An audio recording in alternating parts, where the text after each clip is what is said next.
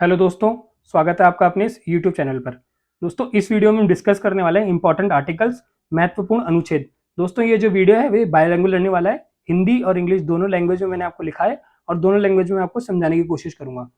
साथ ही मैं बता दूं आपको दोस्तों, इंपॉर्टेंट डेज का जो मैंने वीडियो बनाया था वो आपने अगर अभी तक नहीं देखा है तो उसको देख लें। एसएससी जो अभी सीजीएल एग्जाम में उससे क्वेश्चन पूछ रहा है। अभी जो एक ही दिन का एग्जाम हुआ है उसमें शिफ्ट में क्वेश्चन आया है, तो उसका लिंक मैंने डिस्क्रिप्शन बॉक्स में डाल दिया, आप उसको अच्छे से देख लेना।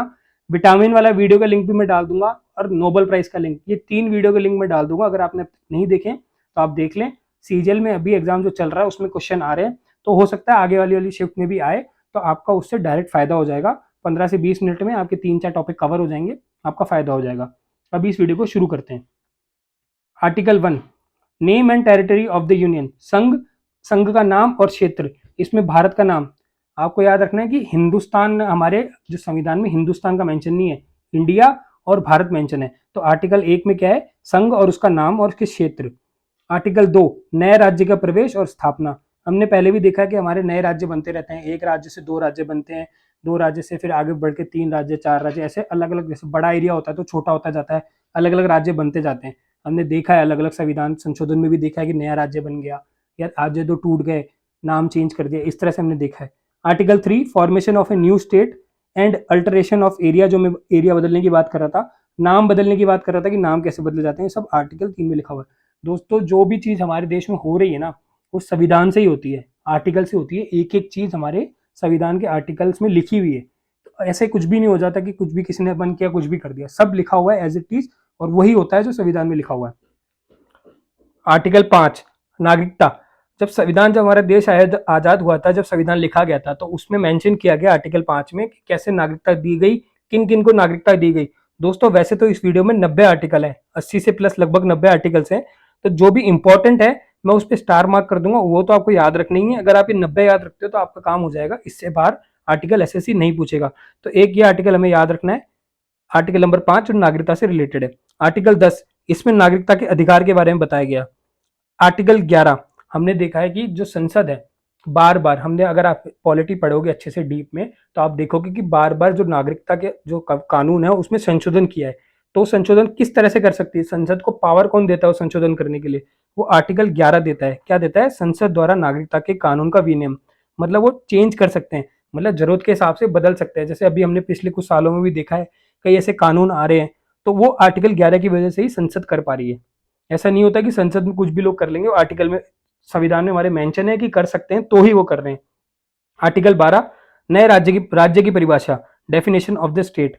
आर्टिकल 14 बहुत इंपॉर्टेंट है, अगेन आप मार्क कर लीजिएगा इसको। इक्वलिटी बिफोर लॉ, कानून के आगे समानता। अब देखिए इसमें किसका क्या मतलब है, इसका मतलब ये है कि चाहे आप हो, चाहे मैं है, चाहे मैं हूं, चाहे कोई विधायक का बेटा हो, सांसद का बेटा हो, कि अगर वो सिग्नल तोड़ेगा तो उसको सेम फाइन भरना पड़ेगा। ऐसा नहीं है कि कोई सांसद का बेटा है तो उसमें लिखा हुआ है कानून में कि सांसद के बेटे के लिए 100 रुपए फाइन है, आम आदमी के लिए 500 रुपए फाइन है, या उनके लिए 500 है, आम आदमी के लिए 100 रुपए। ऐसा कुछ ही नहीं है, सबके लिए एक बराबर होता है। तो हर चीज में जहां पे भी कानून की बात आएगी, कानून सबके लिए एक बराबर होगा। आर्टिकल 15, मूल वंश, जाति, लिंग, जन्म के आधार पर भेदभाव का प्रतिबंध। मतलब ऐसा कहीं भी नहीं होगा, धर्म, मूल वंश, जाति, लिंग, जन्म के आधार पर भेदभाव को समाप्त करता है क्या, आर्टिकल 15। स्टार मार्क कर लेना इसको भी। आर्टिकल 16, सार्वजनिक रोजगार के मामले में अवसर की समानता। सार्वजनिक रोजगार क्या, जैसे कि हम लोग पढ़ते हैं एसएससी के लिए, रेलवे के लिए पढ़ते हैं, ये सार्वजनिक रोजगार है, पब्लिक एम्प्लॉयमेंट है। तो इसके लिए क्या होता है, चाहे एक चपरासी की नौकरी निकले, चाहे आईएएस ऑफिसर की नौकरी निकलती है, उसके लिए प्रॉपर नोटिफिकेशन जारी होता है। ऐसा नहीं होता कि जो भी एक बार भी डिपार्टमेंट में लग गया, जो मान लीजिए कोई आईएएस लग गया तो अपने नीचे सारे ऑफिसर हो गए या एमटीएस हो गया या जो भी हो गया, group A B C D, वो अपनी मर्जी से लगाया जा रहा है, अपने जान पहचान के लगाया जा रहा है। ऐसा नहीं होता, प्रॉपर एक नोटिफिकेशन निकलता है, उसके द्वारा ही भर्ती की जाती है। तो ये आर्टिकल 16 में लिखा हुआ है कि अपनी मर्जी से कोई भी नहीं लगाएगा, नोटिफिकेशन जारी होगा, प्रॉपर प्रोसीजर फॉलो किया जाएगा, तभी लगाया जाएगा। आर्टिकल 17, बीच में कुछ वर्षों तक एसएससी का बहुत ही फेवरेट आर्टिकल था। हर दूसरी तीसरी शिफ्ट में आर्टिकल 17 उठा के पूछ लेता था। क्या है, अस्पृश्यता का अंत, अनटचेबिलिटी, मतलब छुआछूत का इसमें अंत किया गया है आर्टिकल 17 में। आर्टिकल 18 इंपॉर्टेंट रहेगा, क्या है इसमें, उपाधियों का अंत, मतलब कोई भी अपने नाम के आगे उपाधियां नहीं लगाएगा कि फला राजा या फला ये या फला वो, कुछ भी नहीं लगाएगा। सिर्फ इसमें 2 लोगों को, मतलब 2 क्षेत्रों को छूट दी गई। किसको दी गई है, एक तो सेना के क्षेत्र में छूट दी गई है और दूसरा शिक्षा के क्षेत्र में छूट दी गई है। सेना में भी हम देखते हैं कि वो उपाधि लगाते हैं, जैसे मेजर जनरल हो गया, कैप्टन हो गया, और शिक्षा में भी हम देखते हैं कि डॉक्टर वगैरह उपाधियां लगाई जाती हैं। आर्टिकल 19, इसमें कई सारे आर्टिकल आते हैं। ये क्या करता है, हमारे को कुछ गारंटी देता है। किस चीज की गारंटी देता है? फ्रीडम देता है। कैसी देता है फ्रीडम? डीप में पढ़ लेते हैं। एक तो अभिव्यक्ति की स्वतंत्रता देता है, मतलब फ्रीडम ऑफ स्पीच देता है, ठीक है। टू असेंबल पीसफुली, मतलब शांतिपूर्वक सम्मेलन करने की अनुमति देता है, मतलब हम कोई भी सम्मेलन कर सकते हैं शांतिपूर्वक, जब तक कि वो देश के अनहित में न जाए, हम ऐसा कोई भी सम्मेलन कर सकते हैं। और इसमें ये भी लिखा हुआ है विदाउट आर्म्स, मतलब हथियारों के साथ हमको सम्मेलन नहीं करना है। अगला आ गया कि एसोसिएशन बनाने की स्वतंत्रता, यूनियन बनाने की, मतलब हम कोई भी एसोसिएशन बना सकते हैं। हम देखते हैं कि अलग अलग सोसाइटी के एसोसिएशन बन रहे हैं, किसी का ग्रुप बन रहा है, कोई मंडली बन रही है, तो वो सब इसी संविधान में लिखा हुआ है, इसलिए बन रही है। भारत के राज्य क्षेत्र में घूमने की स्वतंत्रता, हम देखते हैं कि आज मैं अगर राजस्थान में बैठा हूँ तो मैं चाहूँ तो जम्मू कश्मीर भी जाके घूम सकता हूँ, मैं चाहूँ तो केरला भी जाके घूम सकता हूँ, सिक्किम में जाके घूम सकता हूँ, गुजरात भी घूम सकता हूँ, मुझे कोई नहीं रोक सकता। पूरे भारत राज्य क्षेत्र में मैं आराम से घूम सकता हूँ। भारत के किसी भी क्षेत्र में निवास करने की स्वतंत्रता, मैं जाकर के किसी भी भारत के किसी भी राज्य में जाकर के रह सकता हूँ। ये स्पेलिंग गलत हो गई, PART होगा यहाँ पे, part of territory of India. अगली जो स्वतंत्रता मिलती है हमें आर्टिकल 19 से, वो क्या मिलती है? कोई भी व्यापार करने और कारोबार करने की स्वतंत्रता। हम कोई भी व्यापार कर सकते हैं। आप चाहे तो चाय की टपरी लगा लो, पकौड़े की स्टॉल लगा लो, या फिर कोई मोबाइल कंपनी खोल दो, आपकी मर्जी, आपको कोई नहीं रोक सकता। बस देश के हित में होना चाहिए। कल को आपने ऐसा नहीं करो कि मैं तो भाई ड्रग की स्मगलिंग करूंगा, नहीं, ऐसा भी नहीं है कि कोई भी व्यापार करूंगा तो मैं ये करूंगा, नहीं, ऐसा नहीं हो सकता। देश के हित में होना चाहिए, देश के अनित में नहीं जाना चाहिए, और पब्लिक मतलब जनहित में होना चाहिए काम, वही आप काम कर सकते हो। ऐसा नहीं कि आप खुद तो काम कर रहे हो, कमा रहे हो पैसा, लेकिन लोग उससे बर्बाद हो रहे हैं, ऐसा काम नहीं कर सकते। Article 20, protection in respect of conviction for offence, अपराधों के लिए दोष सिद्धि के संबंध में संरक्षण। आर्टिकल 21, जीवन और व्यक्तिगत स्वतंत्रता की सुरक्षा। हमने देखा है कि अभी हमारे को प्राइवेसी की सुरक्षा मिलती है, हमारे को जीवन जीने की स्वतंत्रता मिलती है, कि मतलब हम अपना जीवन जी सकते हैं। ऐसे नहीं हो सकता कि कोई भी आएगा अपन को उड़ा देगा। तो वो सजा उसको इसलिए मिलती है कि हमारे को जीवन जीने का अधिकार है, उसने हमारा अधिकार हनन कर दिया, इसलिए उसको सजा दी जाती है। आर्टिकल 22, गिरफ्तारी और नजरबंदी के खिलाफ संरक्षण। आर्टिकल 23, मानव यातायात मतलब ह्यूमन ट्रैफिकिंग और जबरन श्रम मतलब फोर्स लेबर, मतलब ऐसा होता था ना, किसी को बंधुआ मजदूरी बना दिया कि अब वो भाई जीवन भर ही हमारे यहाँ बंधुआ मजदूरी करेगा, तो आर्टिकल 23 के थ्रू उसको समाप्त किया गया, ये भी इंपॉर्टेंट रहेगा। Article 24, provision of employment of children under as of 14 in factories and mines, मतलब क्या कि कारखानों और खानों में कम आयु के वर्ष, इसमें मार्क कर लें 14 वर्ष से कम आयु के व्यक्ति को रोजगार प्रतिबंध, मतलब 14 वर्ष से जो कम उम्र के बच्चे हैं, आप उनको कारखानों फैक्ट्रियों में काम पे नहीं लगा जा सकते, जहां पे वहां पे हाई रिस्क होता है, इसीलिए। तो किससे प्रतिबंधित किया गया? आर्टिकल 24 के थ्रू प्रतिबंध किया गया है। Article 25, freedom of conscience and free profession practice propagation of religion, आप कोई भी धर्म को मान सकते हो, उसका मतलब उसकी प्रैक्टिस कर सकते हो, पूजा पाठ जो भी जिस धर्म में जिस तरह से होती है वो कर सकते हो, उसका प्रचार कर सकते हो, आपको कोई रोक टोक नहीं है, ये आर्टिकल 25 में बताया गया। Article 26, freedom of manage religious instruction, धार्मिक मामलों के प्रबंध की स्वतंत्रता। आर्टिकल 27, धर्म के प्रचार के लिए करों के भुगतान के रूप में स्वतंत्रता। आर्टिकल 28, धार्मिक शिक्षा में भाग लेने की स्वतंत्रता। आर्टिकल 29, इसमें दिया गया protection of interest of minorities, मतलब अल्पसंख्यकों के हितों की सुरक्षा, मतलब जो भी अल्पसंख्यक हैं उनके हितों की सुरक्षा करनी पड़ेगी, उनके हितों का, उनके अधिकारों का कोई हनन नहीं कर सकता। आर्टिकल 30, अल्पसंख्यकों का शैक्षणिक संस्थानों की स्थापना, मतलब अल्पसंख्यक जो होंगे वो अपने शैक्षणिक संस्थानों की स्थापना कर सकते हैं और उसका प्रशासन भी कर सकते हैं, ये आर्टिकल 30 में बताया गया है। आर्टिकल 32, ये आर्टिकल को आप जितनी अच्छी तरह याद कर लेंगे, अगर आपको याद है तो बहुत अच्छी बात है, नहीं है याद तो आप याद कर लें। Remedies for enforcement of right conferred by this part, मतलब कि आपके मौलिक अधिकार, जितने भी आपके मौलिक अधिकार हैं वो आपको मिलने चाहिए, और उसको सुनिश्चित करता है आर्टिकल 32। अगर आपको ये नहीं मिलते हैं तो आप सीधे सुप्रीम कोर्ट जाकर के अर्जी लगा सकते हैं, वो वहां से रिट जारी कर देगा। तो आपको अगर मौलिक, आपके मौलिक अधिकार का अगर हनन होता है तो आर्टिकल 32 का यूज करके आप किसी भी शहर से उठकर सीधे सुप्रीम कोर्ट जाकर के अर्जी लगा सकते हैं, आपकी सुनवाई होगी, आपको न्याय दिया जाएगा। ये आर्टिकल 32 के द्वारा दिया गया, इसे संविधान का सबसे इंपॉर्टेंट आर्टिकल कहा जाता है। Article 39A, equal justice and free legal aid, समान न्याय और मुफ्त कानूनी सहायता। भाई मुफ्त कानूनी सहायता का मतलब क्या है कि आज हमारी बाइक चोरी हो गई, हम पुलिस स्टेशन जाते हैं, तो क्या वहां पर रेट लिस्ट लगी होती है कि बाइक चोरी होने की FIR 500 रुपए, कार चोरी होने की FIR 2000 रुपए, ट्रक चोरी होने के 20,000 रुपए, ऐसा तो नहीं होता। FIR तो फ्री में दर्ज हो जाती है, तो वो हमसे कोई राशि नहीं लेते। तो वो है कि मुफ्त कानूनी सहायता दी जाएगी हमको, समान न्याय दिया जाएगा। अगर मैं उठ के जाऊंगा या फिर कोई करोड़पति जाएगा या फिर उससे भी अमीर जाएगा तो सबको मुफ्त कानूनी सहायता और समान न्याय दिया जाएगा। ऐसा नहीं होगा कि भेदभाव किया जाएगा किसी भी तरह से, चाहे कोई धर्म का हो, जाति का हो, पैसे वाला हो, गरीब हो, किसी भी तरह का कोई भेदभाव नहीं किया जाएगा। इंपॉर्टेंट आर्टिकल रहेगा, मार्क कर लीजिएगा, आर्टिकल 40, ग्राम पंचायत का संगठन, मतलब ग्राम पंचायत बनाई जाएगी, आर्टिकल 40 में लिखा हुआ है। आर्टिकल 44 अभी बहुत फेमस भी है, सभी को याद होगा, यूनिफॉर्म सिविल कोड, समान नागरिक संहिता, मतलब भारत के सभी नागरिकों के लिए एक समान कानून होगा, किसी के लिए अलग और किसी के अलग नहीं किया जाएगा। ये आर्टिकल 44 में, ये आप अच्छे से याद कर लेना, अभी करंट अफेयर्स में भी चल रहा है तो ये आर्टिकल आने के चांसेस ज़्यादा है। आर्टिकल 45, बच्चों के लिए मुफ्त और अनिवार्य शिक्षा। हमने देखा हमारे आसपास कई गवर्नमेंट स्कूल्स हैं जिसमें 14 साल के बच्चों तक के लिए तो फ्री शिक्षा चल रही है, या प्राइमरी सेक्शन तक फ्री शिक्षा चल रही है, उनको वहाँ पे खाना भी दिया जाता है। तो ये आर्टिकल 45 में मेंशन किया हुआ है, इसीलिए दिया जाता है। Article 46, promotion of educational and economic interest of schedule caste, schedule tribes and OBC, अनुसूचित जाति, अनुसूचित जनजाति और ओबीसी के शैक्षिक और आर्थिक हितों को बढ़ावा देना, मतलब इनके आर्थिक हितों को बढ़ावा दिया जाएगा, इनके शैक्षिक हितों को बढ़ावा दिया जाएगा, ना कि दबाया जाएगा। आर्टिकल 48, कृषि और पशुपालन का संगठन, organisation of agriculture and animal husbandry. Article 49, protection of monuments and places and object of natural importance, प्राकृतिक महत्व और संसाधनों का संरक्षण। इसमें क्या होता है कि जो भी हमारे प्राकृतिक स्थल हैं, जैसे कोई मॉन्यूमेंट हो गया, जैसे लाल किला हो गया, हवा महल हो गया, इनका संरक्षण करना है, इनको बचा के रखना है, इनको अच्छे से अच्छी अवस्था में रखना है। तो ये कहाँ लिखा हुआ है? आर्टिकल 49 में लिखा हुआ है। भाई ऐसा कहीं ना कहीं तो मेंशन होगा ना कि हम क्यों इनका संरक्षण कर रहे हैं। अगर कोई इस पे हार्म पहुंचाता है, किसी तरह से हानि होती है, तो हम रोकते हैं। किस वजह से रोकते हैं? आर्टिकल 49 में लिखा हुआ है, कानूनी तौर पर भी हमको रोकना है। मॉरल ड्यूटी तो है ही है हमारी, लेकिन कानूनी ड्यूटी भी है, क्योंकि हमारे संविधान में लिखा हुआ है। आर्टिकल 50, प्रीवियस ईयर में पूछा गया क्वेश्चन है, स्टार मार्क कर लेना, रिपीट हो सकता है।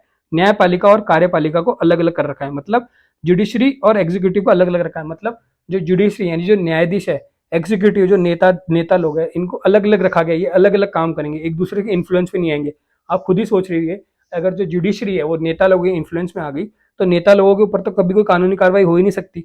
तो आर्टिकल 50 ये सुनिश्चित करता है कि ये दोनों अलग अलग हो, सेपरेट काम करें। आर्टिकल 51, अंतर्राष्ट्रीय शांति और सुरक्षा को बढ़ावा देना। इसके द्वारा हमें बताया जाता है कि हम ऐसा कोई भी काम नहीं करेंगे कि हम यहाँ घर पे बैठे बैठे वीडियो बनाए जा रहे हैं, सोशल मीडिया पे अपलोड करे जा रहे हैं, जिससे लड़ाइयाँ हो रही है। मतलब हम किसी देश के लिए बुरा बोल रहे हैं, किसी देश के कोई नेता के लिए बुरा बोल रहे हैं, व्यक्ति के लिए बुरा दे रहे हैं, तो आर्टिकल 21 में 51 में ऐसा लिखा हुआ है कि हमें बढ़ावा देना है, ना कि उसको गिराना है या अंतर्राष्ट्रीय सुरक्षा या शांति को नुकसान नहीं पहुंचाना है। आर्टिकल 52 इंपॉर्टेंट आर्टिकल रहेगा, प्रेसिडेंट ऑफ इंडिया, ये बताता है कि भारत का एक राष्ट्रपति होगा। आर्टिकल 52 इंपॉर्टेंट रहेगा, स्टार मार्क कर लें आप। अभी जो आर्टिकल आने वाले हैं सारे इंपॉर्टेंट ही है। Executive power of the union, संघ की कार्यकारी शक्ति। आर्टिकल 54 हमें बताता है कि राष्ट्रपति का चुनाव होगा, इंपॉर्टेंट रहेगा। आर्टिकल 55 बताता है कि वो चुनाव जो होगा वो किस तरह से होगा। आर्टिकल 57 बताता है कि प्रोविजन ऑफ री इलेक्शन, मतलब बताता है कि कोई व्यक्ति एक बार राष्ट्रपति चुन लिया गया तो उसे दोबारा भी राष्ट्रपति चुना जा सकता है। और मैं आपको बता दूं कि हमारे संविधान में ऐसा कहीं भी मेंशन नहीं है कि एक व्यक्ति एक बार राष्ट्रपति बन गया या 2 बार बन गया, 3 बार बन गया तो दोबारा राष्ट्रपति नहीं बन सकता। वो कभी भी कितनी बार भी राष्ट्रपति बन सकता है, बशर्ते वो राष्ट्रपति बनने की जो शर्तें हैं, जो एलिजिबिलिटी है, जो क्राइटेरिया वो फुलफिल कर रहा हो। आर्टिकल 60 में ओथ ऑफ द प्रेसिडेंट, मतलब जो शपथ है, जो राष्ट्रपति शपथ है वो लिखी हुई है। अब आप मुझे कमेंट करके बताएंगे राष्ट्रपति जी को शपथ कौन दिलवाता है। अगर आपको आता है वीडियो पॉज करके आप मुझे अभी कमेंट करके बताएं। आर्टिकल 61, राष्ट्रपति पर महाभियोग की प्रक्रिया, procedure of impeachment of the president, मतलब अगर राष्ट्रपति कभी भी ऐसा संसद का ऐसा लगता है कि राष्ट्रपति संविधान के अनुरूप काम नहीं कर रहा, वो अलग तरह से काम कर रहा है, तो राष्ट्रपति पर महाभियोग की प्रक्रिया लगाई जा सकती है, उसको उसके पद से हटाया जा सकता है। Article 63, vice president of India, उपराष्ट्रपति। आर्टिकल 64, जो राज्यसभा के अध्यक्ष हैं उपराष्ट्रपति होंगे। The vice president to be ex officio chairman of the council of state, council of state मतलब Rajya Sabha. Article 66, election of vice president, इसमें बताया गया कि वाइस प्रेसिडेंट का भी इलेक्शन होगा। आर्टिकल 72 इंपॉर्टेंट है, स्टार मार्क कर लीजिएगा, प्रीवियस ईयर पेपर में आ चुका है अगर आपने देखे हैं previous paper. Pardon power of president, क्षमादान शक्तियां मतलब राष्ट्रपति किसी को सजा हो जाती है, मान लो किसी कानून के द्वारा उसको सजा हो गई 10 साल की, तो राष्ट्रपति के पास अर्जी लगाई जाएगी, तो राष्ट्रपति जी उसकी सजा को 5 साल के 10 साल कर देंगे या 10 साल से 5 साल कर देंगे, कुछ भी कर सकते हैं। मृत्युदंड दे रखा है तो उसकी सजा को कम करके कुछ साल कर सकते हैं, 10 साल 15 साल। तो ये शक्तियां राष्ट्रपति को दी गई हैं। कहां से दी गई हैं? आर्टिकल 72 के तौर पे दी गई हैं। तो आपको ये स्टार मार्क करके रखना है। आर्टिकल 74 मंत्रिपरिषद होगा, राष्ट्रपति की सलाह के लिए मंत्रिपरिषद की जो है अवधारणा दी गई है आर्टिकल 74 में। आर्टिकल 76 आपके लिए स्टार मार्क के लिए इंपॉर्टेंट रहेगा, अटॉर्नी जनरल ऑफ इंडिया, महान्यायवादी। आर्टिकल 79 संसद के बारे में बताता है, आर्टिकल 80 बताता है राज्यसभा के बारे में, 81 बताता है लोकसभा के बारे में। ये तीनों आपको याद होने चाहिए। आर्टिकल 83 ड्यूरेशन बताता है, duration of the houses of parliament, मतलब संसद के सदन कितने टाइम के लिए चलेंगे, कैसे चलेंगे। आर्टिकल 88 बताता है rights of attorney general and minister, बताता है आर्टिकल 88 बताता है कि अटॉर्नी जनरल और मिनिस्टर हैं इनके क्या क्या राइट्स हैं। आर्टिकल 93 हमारे स्पीकर, लोकसभा स्पीकर और डिप्टी स्पीकर होंगे, इनके बारे में बताता है आर्टिकल 93। आर्टिकल 105 संसद के विशेषाधिकार और शक्तियों के बारे में बताता है कि संसद के पास क्या क्या विशेष अधिकार हैं, उनके पास क्या क्या शक्तियां हैं। आर्टिकल 108 इंपॉर्टेंट रहेगा, इसमें संयुक्त सदन का प्रावधान है, मतलब लोकसभा और राज्यसभा का ज्वाइंट सेशन। अब आपको मैं बता दूं कि ज्वाइंट सेशन बुलाता कौन है। क्या प्रधानमंत्री अनाउंस कर देंगे ज्वाइंट सेशन बुला दो, या लोकसभा स्पीकर, या फिर वाइस प्रेसिडेंट? नहीं, प्रेसिडेंट अनाउंस करता है कि ज्वाइंट सेशन कब बुलाना है। साथ में ये और याद रख लेना कि इसकी अध्यक्षता कौन करता है, इसकी अध्यक्षता करते हैं लोकसभा स्पीकर करते हैं। साथ में इसमें उपराष्ट्रपति शामिल नहीं होता। क्यों? क्योंकि इसकी चेयरमैन कौन कर रहा है, इसको चेयर कौन कर रहा है, लोकसभा स्पीकर कर रहे हैं। लेकिन लोकसभा स्पीकर से वाइस प्रेसिडेंट का पद बड़ा है, तो वो उस सदन में शामिल नहीं होंगे क्योंकि इनको ये चेयर कर रहे हैं। ये बात आपको याद रखनी है कि लोकसभा स्पीकर ही ज्वाइंट सेशन को चेयर करता है, मतलब लीड करता है। आर्टिकल 109 धन विधेयक की प्रक्रिया। आर्टिकल 110 आपके लिए इंपॉर्टेंट है क्योंकि इसमें लिखा हुआ है धन विधेयक की परिभाषा के बारे में, definition of money bill.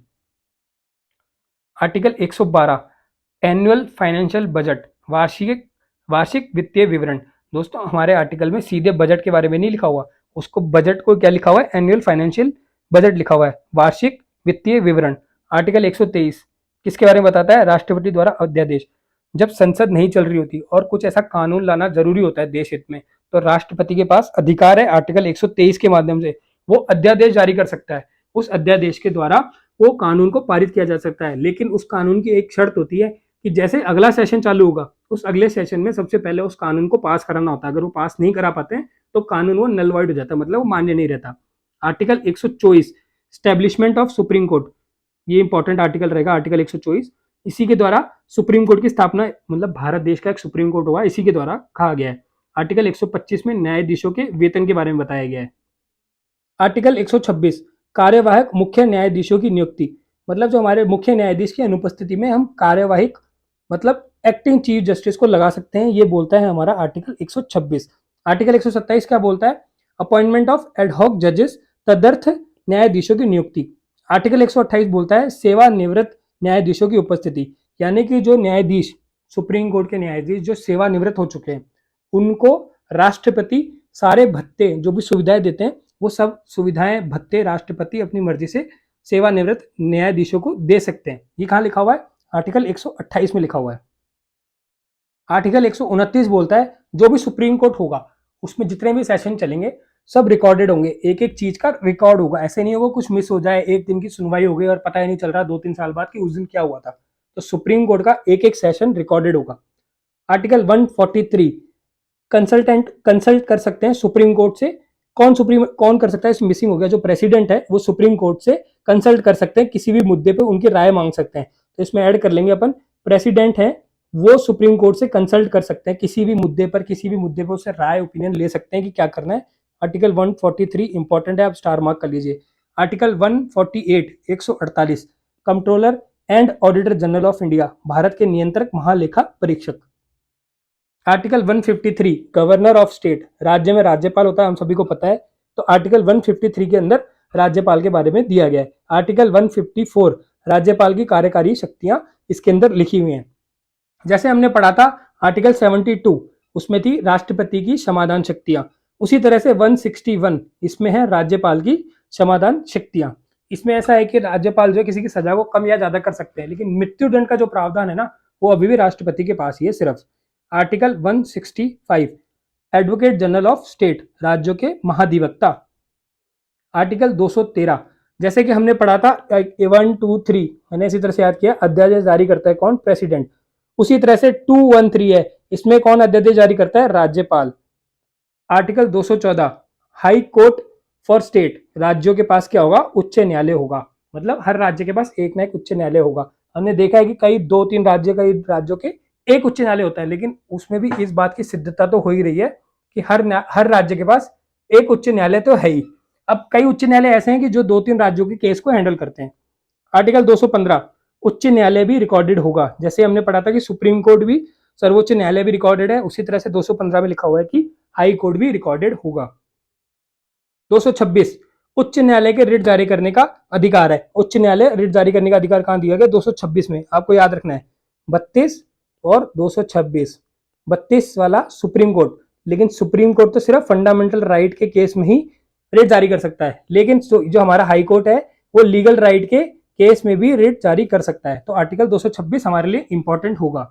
Article 233, जिला न्यायाधीशों की नियुक्ति, अपॉइंटमेंट ऑफ डिस्ट्रिक्ट जजेस। Article 243 B, constitution of panchayat, पंचायतों का गठन। आर्टिकल 266, कंसोलिडेटेड फंड और पब्लिक अकाउंट फंड्स, मतलब समेकित और लोक लिखा निधि। आर्टिकल 267, आकस्मिकता निधि, contingency fund of India. Article 279 A, goods and services tax. दोस्तों ये इंपॉर्टेंट है, ए ऐसे ही लिखा होना चाहिए, ए ऐसे नहीं लिखा होना चाहिए। तो ए मतलब इसकी भी एक इंपॉर्टेंट वैल्यूज है, जब आप पढ़ेंगे पॉलिटी तो आपको डीप में समझ में आएगा कि 279 ए का क्या मतलब हुआ, और कहीं पे अगर लिखा हुआ मान लीजिए आर्टिकल 30 ए, उसका क्या मतलब हुआ। तो आप जब पॉलिटी डीप में पढ़ेंगे तो आपको समझ में आएगा। आर्टिकल 280 इंपॉर्टेंट रहेगा आपके लिए, फाइनेंस कमीशन, वित्त आयोग। Article 300 A, right to property, संपत्ति का अधिकार। पहले शायद फंडामेंटल राइट्स में था, आपको याद होगा, जो संशोधन करके वापस इसको लीगल राइट बनाया गया था, तो 300 ए में आया था वो। Article 301, freedom of trade, commerce and intercourse. Article 315 UPSC, संघ लोक सेवा आयोग की जो है 315 में दिया गया प्रावधान कि एक संघ लोक सेवा आयोग होगा जो अखिल भारतीय सेवाओं के लिए भर्तियां, उनके लिए परीक्षाएं आयोजित करवाएगा। अब मैं आपसे पूछूंगा एक क्वेश्चन अपॉइंटमेंट से कि संघ लोक सेवा आयोग के अध्यक्ष कौन है। मैंने अपॉइंटमेंट वाले वीडियो में भी आपको एक करा रखा है, अगर आपने मेरा अपॉइंटमेंट वाला वीडियो नहीं देखा है, डिस्क्रिप्शन में मैंने लिंक डाल दिया, आप चेक कर सकते हैं। आर्टिकल 324 आपके लिए इंपॉर्टेंट रहेगा, इलेक्शन कमीशन, चुनाव आयोग के बारे में बताया गया है। आर्टिकल 325, इसको ढंग से पढ़ लेते हैं।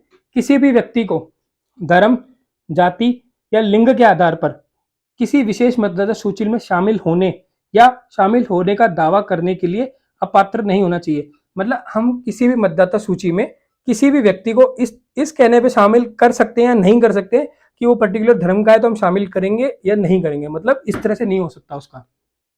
Article 338 338, national commission for schedule caste. 338 ए कर लेंगे हम शेड्यूल ट्राइब्स, 338 बी कर लेंगे हम OBC, national commission for schedule tribes, national schedule for OBC, national commission for OBC. वापिस बता देता हूं अगर कंफ्यूज हो गया शायद। 338 ए है जो national commission for schedule tribes है, 338 बी है national commission for OBC, other backward class. ठीक है, आर्टिकल 343 देख लेते हैं अपन, ये क्या है? ये है हिंदी एज ऑफिशियल लैंग्वेज, मतलब हिंदी हमारी राजभाषा होगी। आर्टिकल 343 इंपॉर्टेंट मार्क कर लीजिएगा, आ सकता है। आर्टिकल 345, किसी भी राज्य की जो आधिकारिक भाषाएं हैं वो आर्टिकल 345 में लिखी गई हैं। 351 में क्या लिखा गया? हिंदी भाषा के विकास के लिए निर्देश। अब हमारी हिंदी भाषा जो राज्य भाषा है तो उसके विकास के लिए निर्देश भी जरूरी है, तो वो दिए गए हैं आर्टिकल 351 में। अब पढ़ लेते हैं इमरजेंसी के बारे में। दोस्तों इमरजेंसी हम सबको याद रखने कैसे तरीका है? इजी तरीका है, देखो एक तो 4-4 के गैप में आ रहा है, 352, 56 और 60। ठीक है, अब हम देखेंगे इसको याद करने का तरीका। अगर आपको वैसे याद हो जाता है तो बहुत अच्छी बात है। National emergency 352, state emergency 356, financial emergency 360।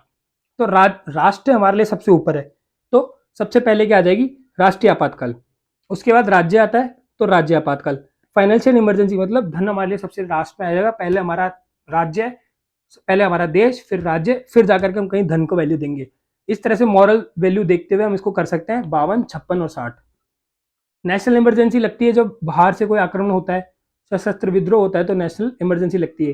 राज्य आपातकाल कब होता है? जब कोई राज्य सरकार संविधान के द्वारा अपनी सरकार नहीं चलाने में असमर्थ होती है, तो राज्यपाल राष्ट्रपति को आमंत्रित करते हैं कि आप यहाँ पे राष्ट्रपति शासन लगाएं, यहाँ पे सरकार अच्छे से नहीं चल रही। और फाइनेंशियल इमरजेंसी तब लगती है कि जब किसी देश में, देश की सरकार या राज्य की सरकार वहां पे जो बेसिक खर्चे हैं वो भी नहीं चला पा रही है, उनको सैलरी भी नहीं दे पा रही है, कोई कामकाज ही नहीं हो पा रहा, तो वहां पे फाइनेंशियल इमरजेंसी लगाई जाती है। आर्टिकल 361 क्या बताता है? राष्ट्रपति और राज्यपाल का संरक्षण बताता है, मतलब उनको कुछ अधिकार प्राप्त किए जाते हैं, दिए जाते हैं, उनके बारे में आर्टिकल 361 में लिखा हुआ है। आर्टिकल 368 368 इंपॉर्टेंट रहेगा, स्टार मार्क कर लीजिए। Power of parliament to amend the constitution. अब हमने देख लिया, शुरू में भी पढ़ लिया कि जो भी चीज हो रही है देश में वो संविधान के द्वारा हो रही है, पर हम ये भी देखते हैं कि संसद तो संविधान को संशोधित कर देती है, कभी कौन सा अमेंडमेंट लगा दिया, कभी कौन सा अमेंडमेंट लगा दिया। तो संसद को पावर किसने दी है? पावर भी संसद को संविधान ने दी है, उसके लिए आर्टिकल बनाया है 368। तो ये आर्टिकल भी हमको याद होना चाहिए कि संविधान संशोधन की प्रक्रिया 368 में लिखी गई है।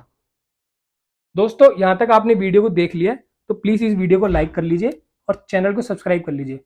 साथ ही में मैंने डिस्क्रिप्शन में कुछ वीडियो के लिंक दिए हैं जो सीजीएल एग्जाम में अभी पूछे जा रहे हैं, अगर आपने अभी तक नहीं देखा है तो आप देख लीजिए। Thank you. जय हिंद।